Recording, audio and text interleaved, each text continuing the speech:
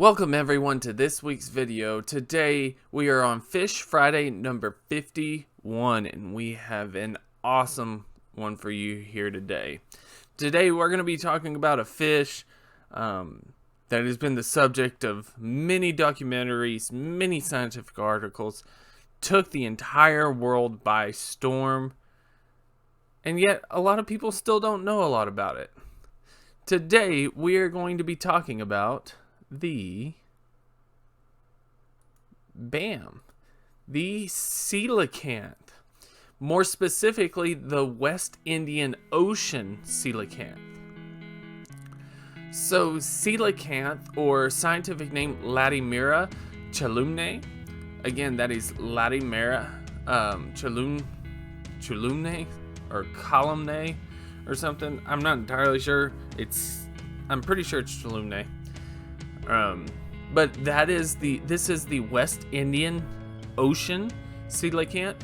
It is also known as the Gombessa or the African coelacanth. It is part of the family Latimeridae. That is the family of coelacanths. Who would have guessed? There are only 2 species of coelacanth left. There is this one and then the Indonesian coelacanth, which there seems to be a couple more pictures on the internet of the Indonesian coelacanth, so just so you're aware. Now these are very widely but sparsely distributed. These are found around the rim of the Western Indian Ocean.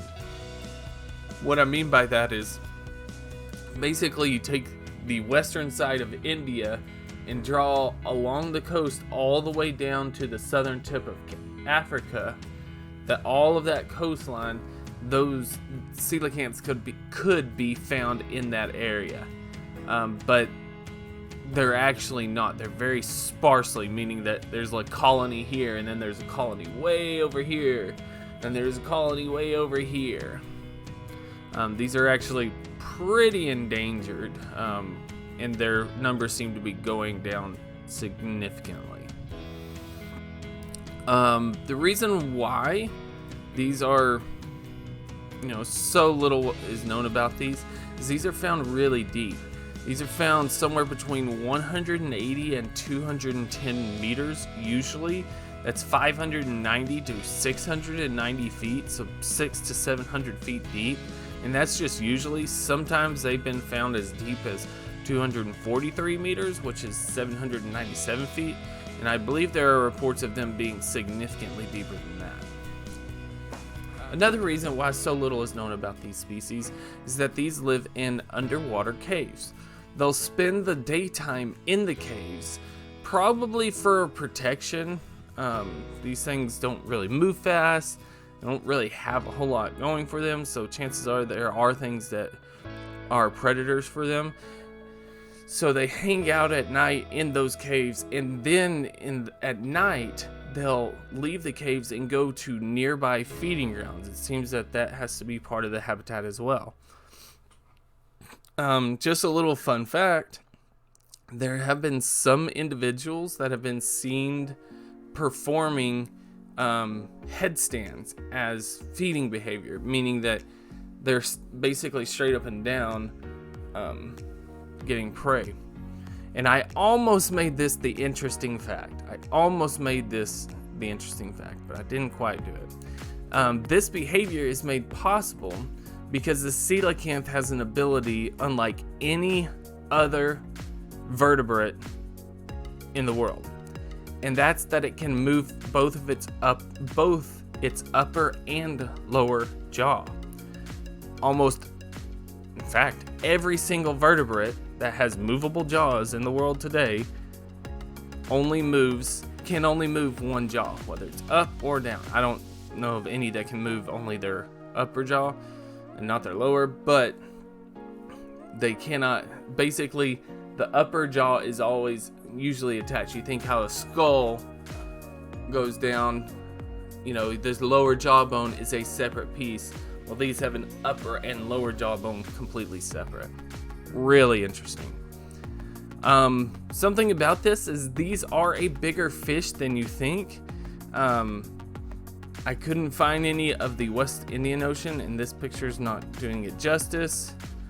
But there's some of the Indonesian coelacanth of people swimming next to them. So the average weight of a coelacanth is about 80 kilograms, which is around 175 pounds. And they're up to 2 meters long, so 6.5 feet long. So this thing is basically the size of, or not, if not bigger than most people in the world. It's a big fish. A lot of people don't realize that. But as you can tell from this picture, the West Indian Ocean coelacanth is a deep blue color with really light spots that really helps. The Western Indian Ocean is very blue, as most oceans are. But this one it's really for camouflage, really to be hidden under these dappled light conditions that these are found in. And it's hard to tell here, definitely can't tell in this picture, but these actually do have very large eyes, and that is to be able to see in the dark with very little light availability. So something else to note, that these are a older fish. They do have lobed fins, which is fleshy fins, instead of kind of like your traditional fin rays and fins. Another interesting fact about this fish is that it is ovoviviparous, meaning they retain their eggs internally, and then after a very long gestation period, they give birth to already hatched young. In fact, their gestation period is 12 months long. So longer than the average human carries a baby. Just a little fun fact.